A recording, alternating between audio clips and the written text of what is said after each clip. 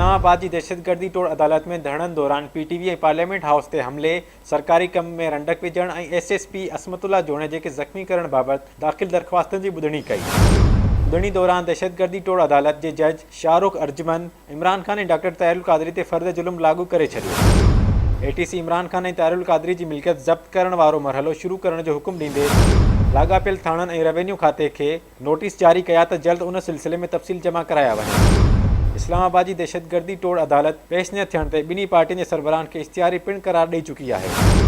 इमरान खान जो मौक़िफ़ है त इहो केस सियासी नौयत जो है, तंहिं करे हू उन में ज़मानत न कराईंदो। इस्लामाबाद पुलिस अदालत में रिपोर्ट जमा कराए चुकी है त ॿिन्ही जवाबदारनि खे गिरफ़्तार करण लाइ केतिराई भेरा संदन घरनि ते छापा हया हुआ, पर उहे मौजूद न हुआ।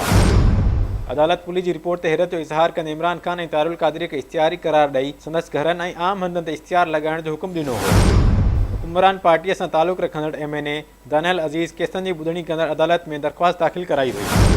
दरख़्वास्त में मौक़िफ़ इख्तियार किया वियो हो त अदालत रेंजर्स अमलदारनि खे ॿिन्ही इश्तिहारी जवाबदारनि की गिरफ़्तारी जो हुकुम ॾे।